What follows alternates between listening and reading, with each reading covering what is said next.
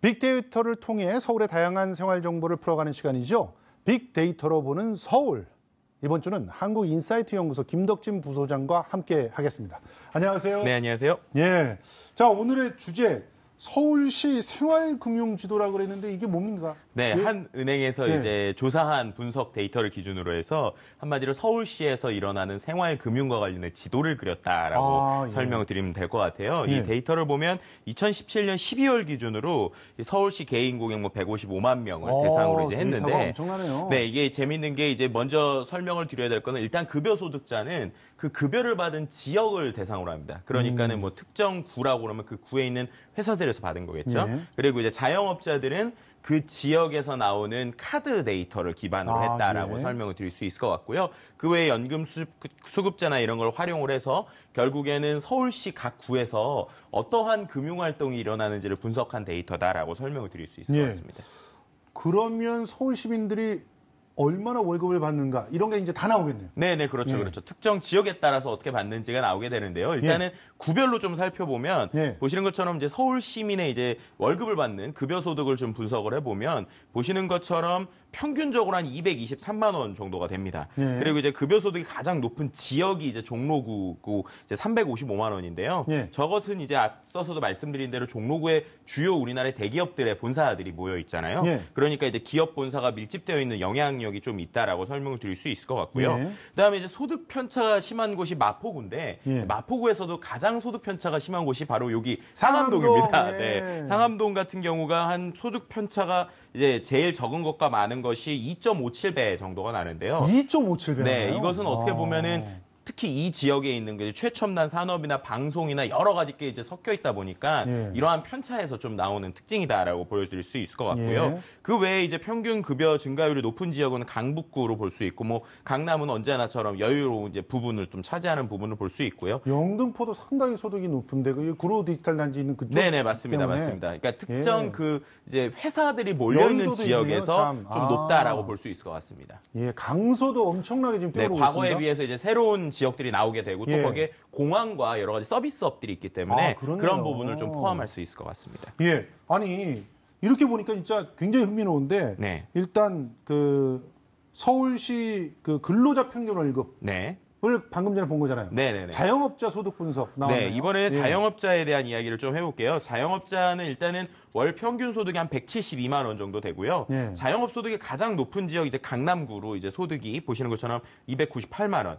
그리고 이제 소득 편차가 가장 심한 지역이 용산구인데요. 편차가 이제 일반적인 그 회사보다 훨씬 많이 납니다. 그렇네요. 8.41배 정도. 네. 그리고 그러니까 용산은 그럼 엄청나게 그 가난한 가게와 또 엄청나게 돈을 많이 버는 가게가 혼재 있다 이렇게 볼 수 있겠네요. 맞습니다. 특히나 이제 한남동 같은 경우에는 9.34배 정도 나요. 그러니까 뭐 그 편차가 엄청나다라고 이제 설명을 드릴 수 있을 것 같고요. 그 외에 이제 평균 이제 소득 증가율이 가장 높은 곳이 영등포구인데 여기에 데이터에서는 이제 아무래도 강남이 나오지만 이제 동별로 가게 되면은 특히나 이렇게 소위 대기업들이 모여 있는 곳들, 그러니까 음식들, 점심이 잘 되는 곳들 그런 곳들이 전체적으로 좀 소득이 높다라는 것을 삼성동 뭐 대치동 뭐 뭐 예를 들면 종로구가 될 수도 있고요. 신사구 이런 부분, 신사동 이런 부분에서 좀 나오는 부분을 알 수 있습니다. 예, 그리고 서울 시민 평균 월급이 223만 원이라고 그랬는데 자영업자들 평균 소득은 172만 원이라고 그러니까 이거 좀 너무 낮지 않나? 네네네. 이거 도대체 이 부분을 이제 정확하게 알아놓으셨는데 그래서 제가 앞서 설명드린 대로 이게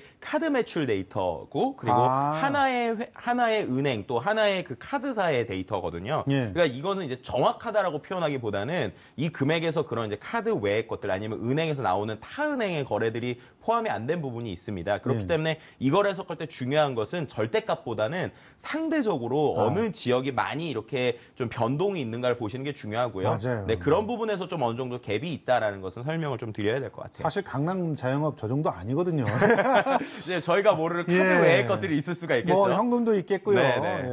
자, 뭐 업종별로 차이가 또, 예. 네네네. 보시는 것처럼 이제 업종별은 이제 그 업종별을 좀 해석을 하면 그 지역별의 의미를 좀 알 수 있어요. 그렇네요. 이게 무슨 말이냐면 일단은 뭐 대부분 1위는 뭐 강남구가 많이 차지하는데 그 중에서 이제 좀 재밌는 것 중에 하나가 이제 음식 소득 같은 경우는 앞서서 말씀드린 것처럼 예. 종로구 공평동 같은 경우에는 보통 평균을 보시는 대로 강남도 한 500만 원 돈이잖아요. 예. 그런데 종로구 공평동은 평균 한 833만 원 됩니다. 예. 그러니까 그만큼 좀 높은 것으로 볼 수 있고 의료가 아주 재밌는데 의료가 역시 강남구가 다른 데에 비해서 압도적인 이유는 뭐 아시겠지만 가장 많은 곳이 논현동, 역삼동, 청담 이런 데입니다. 결국 성형외과와 연결이 되어 있다라고 이제 설명을 좀 드릴 수 있을 것 같고요. 그렇네요. 네, 그 외에 뭐 교육도 강남구가 높지만 재밌는 것도 스포츠 같은 경우에는 중구나 마포구가 높아요. 즉 이제 회사에 계시는 분들 중에서 자기 몸을 케어하시는 분들이 최근에 뭐 PT나 여러 가지 필라테스처럼 시간당 단가가 높은 것들을 그 지역에서 일이 끝나고 받는 이런 좀 행동들을 볼 수 있고요.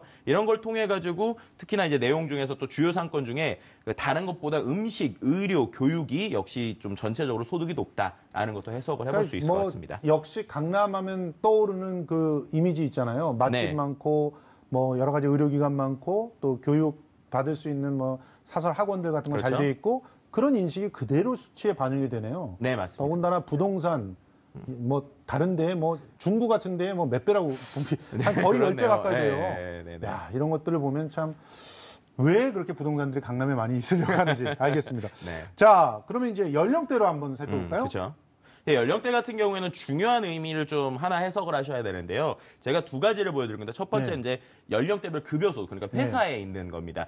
두 번째가 이제 자영업자가 될 텐데 일단은 급여소득을 보면 당연히 급여소득은 사회 초년생부터 올라가면서 이제 조금씩 상승하는 걸 볼 수 있는데 정점을 40세 초에 찍네요. 네, 근데 이제 그러다 보니까 보통 이제 40대부터 벌써 되시면 그 다음에 내가 뭔가 자영업이나 새로운 걸 준비해야지라는 생각을 하시잖아요. 사오정. 네, 그렇게 되면서 준비를 하는데 중요한 것은 이거와 함께 나오는 이제 연령대별 자영업자 소득입니다.